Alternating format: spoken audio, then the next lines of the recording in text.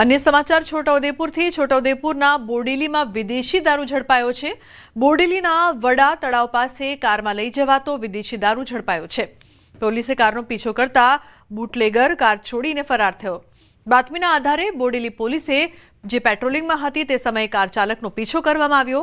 Car ચાલક દારૂ પકડાઈ ન જાય તે માટે એટલો ભાગ્યો કે કારના ટાયર પણ ફાટી ગયા।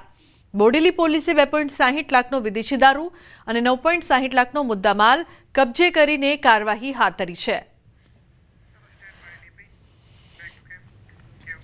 સુરતમાં સોશિયલ મીડિયા પર મિત્રતા કેળવી યુવતીને ભારે પડી।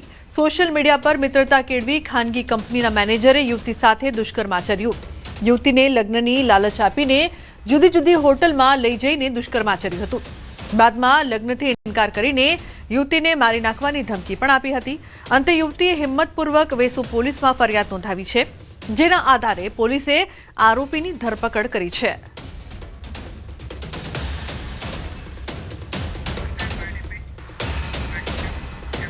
અમરેલીમાં 2 આરોપીઓની જાહેરમાં સરભરા થઈ ગઈ। દિવાળી સમયે આ બંને અસામાજિક તત્વોએ ધારીમાં જાહેરમાં આતંક મચાવ્યો હતો।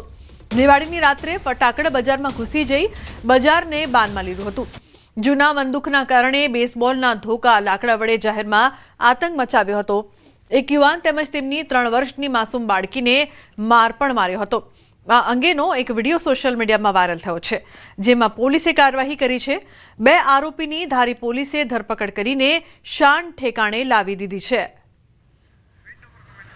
પહેલા અને પછીના દ્રશ્યો સામે આવી રહ્યા છે।